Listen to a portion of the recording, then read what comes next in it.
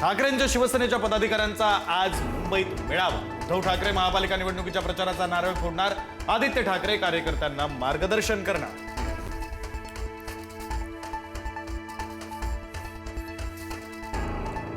महापालिका निवडणूक जाहीर होताच महायुती ऍक्शन मोडवर। महायुतीची मुंबईमध्ये बैठकीत जागा वाटपाचा आढावा घेतला जाण्याची शक्यता। अमित साटम, राहुल शेवाळे, प्रवीण दरेकर, शीतल म्हात्रे उपस्थित राहणार।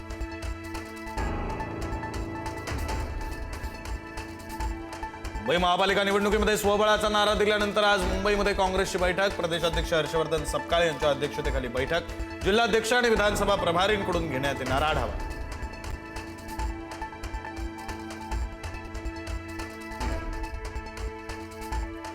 महापालिका निवडणूक जाहीर होताच उपमुख्यमंत्री अजित पवार ऍक्शन मोडवर।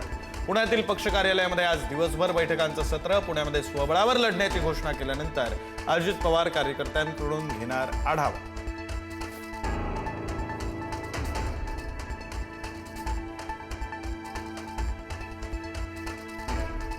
दोन्ही राष्ट्रवादींनी पुण्यामध्ये एकत्र लढावं यासाठी अजित पवारांच्या राष्ट्रवादीचा मोठा नेता प्रयत्न करणार। दोन्ही राष्ट्रवादींनी एकत्र लढावं असा प्रस्ताव शरद पवारांना दिला जाणार।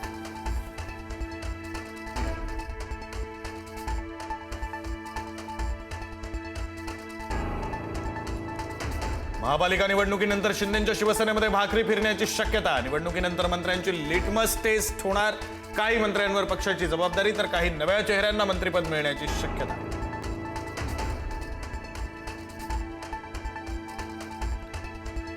29 महापालिकांच्या निवडणुकांची घोषणा। 15 जानेवारीला महापालिका निवडणुकांसाठी मतदान तर 16 जानेवारीला निकाल लागणार।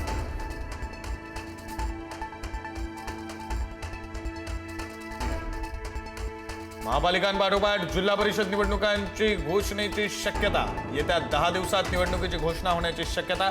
वेगवेगळ्या टप्प्यामध्ये निवडणुका होण्याची शक्यता।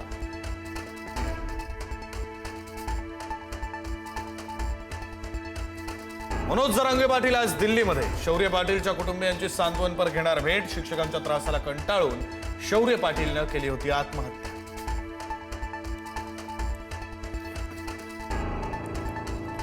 लवासा प्रकरणाची आज अंतिम सुनावणी। लवासा प्रकल्प चुकीच्या पद्धतीने उभारल्याचा आरोप शरद पवार, अजित पवार, सुप्रिया सुळेंवर सीबीआय मार्फत चौकशी करून गुन्हे दाखल करण्याची मागणी।